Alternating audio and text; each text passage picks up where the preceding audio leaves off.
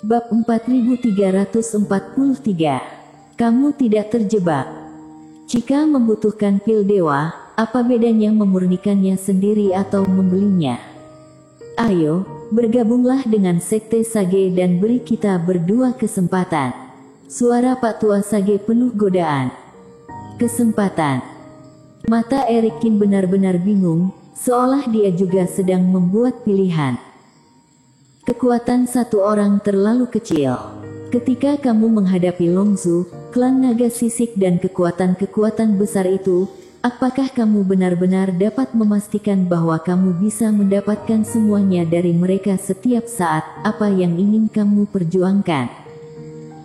Ayo berikan jiwa hidupmu, tinggal di sekte kami, ciptakan kecemerlangan bersama Sekte Sage dan mengubah dunia. Pak Tua Sage berdiri, mengulurkan tangannya dan menatap Erikin.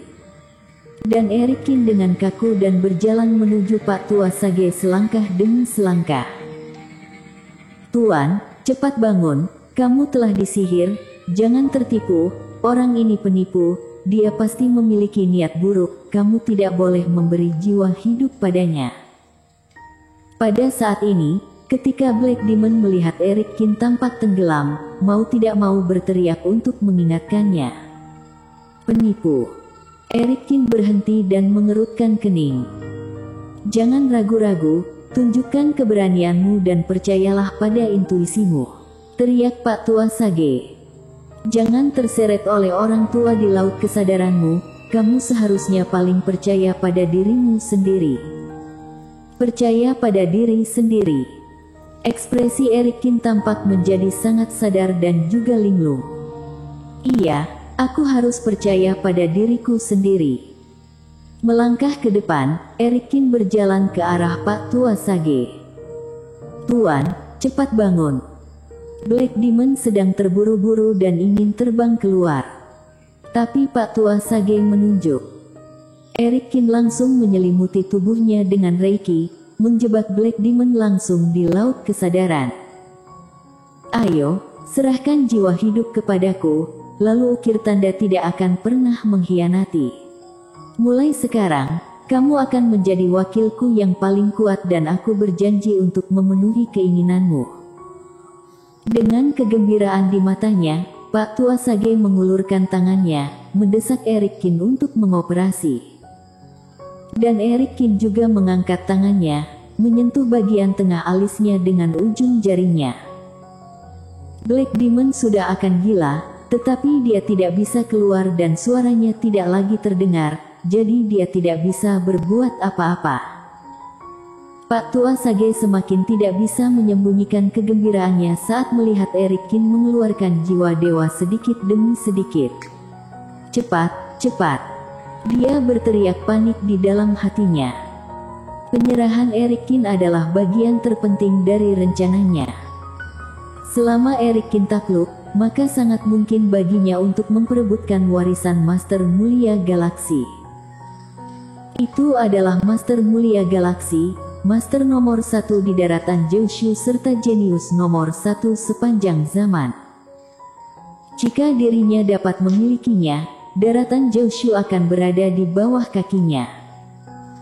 Ketika Erikin akhirnya mengeluarkan jiwa dewa dan meletakkannya di depan Pak Tua Sage, dia tidak sabar, dan segera mengulurkan tangannya untuk meraihnya. Namun, dengan suara siulan, jiwa dewa menghilang seketika tanpa jejak seperti kabut dan Pak Tua Sage hanya merasa kesepian. Kamu, Pak Tua Sage tertegun sejenak. Aku apa? Pak Tua Sage tiba-tiba mengangkat kepalanya dan menatap Erikin, lalu menemukan bahwa kebingungan di mata Erikin telah menghilang, sebaliknya mereka penuh dengan kedinginan. Ada yang salah.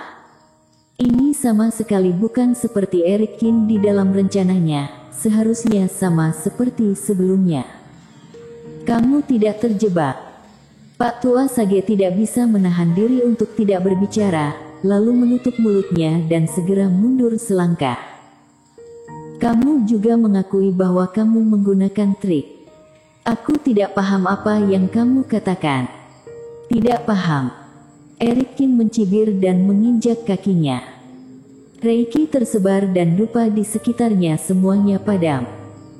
Formasi di tanah juga hancur secara langsung dan aliran Reiki keluar. Raut wajah Pak Tua Sage tiba-tiba menggelap. Dengan melakukan itu, Erikin jelas sudah mengetahui apa yang telah dia lakukan. Namun, bagaimana mungkin pihak lain mengetahui hal ini? Caramu benar-benar pintar, kata Erikin. Ketika aku masuk, dupa itu tidak beracun dan formasinya tidak ada, jadi tidak peduli bagaimana aku memeriksanya, aku tidak dapat mendeteksi kelainan apapun. Namun, saat kamu membuka mulut dan menarik perhatianku pada kata-katamu, dupa membakar bagian yang bermasalah dan formasi diam-diam mulai bekerja.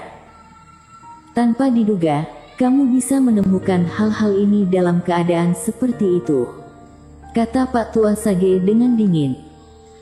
Formasi, dupa dan kabut racun, ditambah apa yang kamu katakan memang benar, aku hampir terlena padanya, kata Erikin. Saat dia berbicara, dia mengangkat tangannya, memperlihatkan lengan yang ada di lengan baju sebelumnya.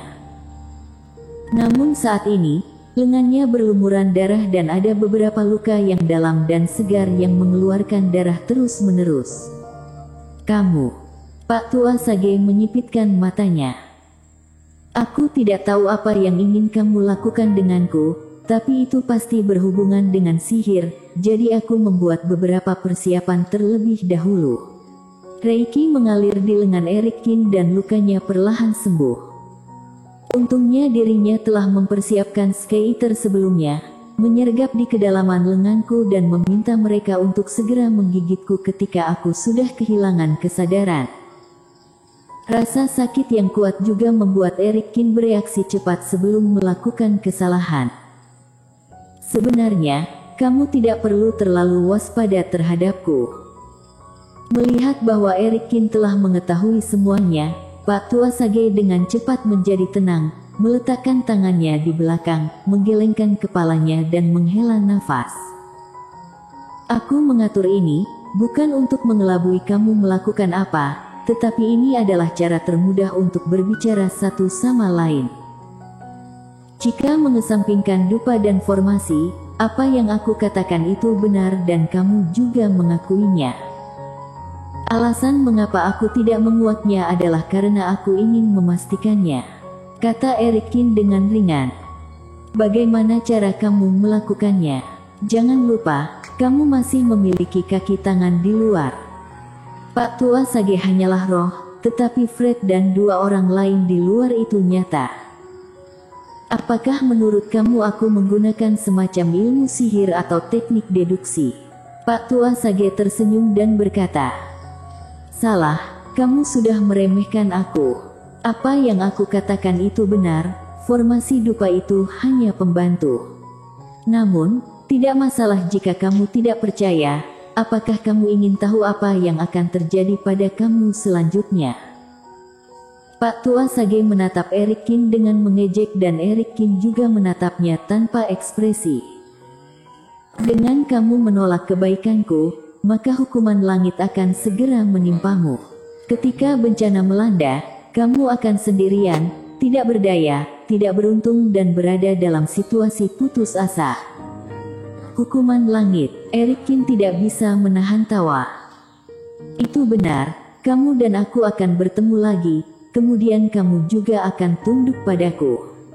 Pak Tua Sage menunjukkan ekspresi penuh percaya diri di wajahnya. Teman seiman Cheng, ini adalah takdir.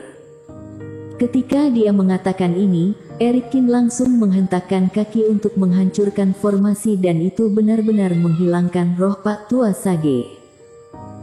Saat formasi hancur, aula bergetar karena Reiki, kemudian beberapa dinding runtuh secara langsung. Awan debu naik ke langit dan kabut putih di sekitarnya semuanya menghilang. Kamu berani tidak mematuhi Tuan Besar. Di luar, Fred dan yang lainnya ketika mendengar dan melihat pemandangan ini pun langsung berteriak kaget dan marah. Bersambung.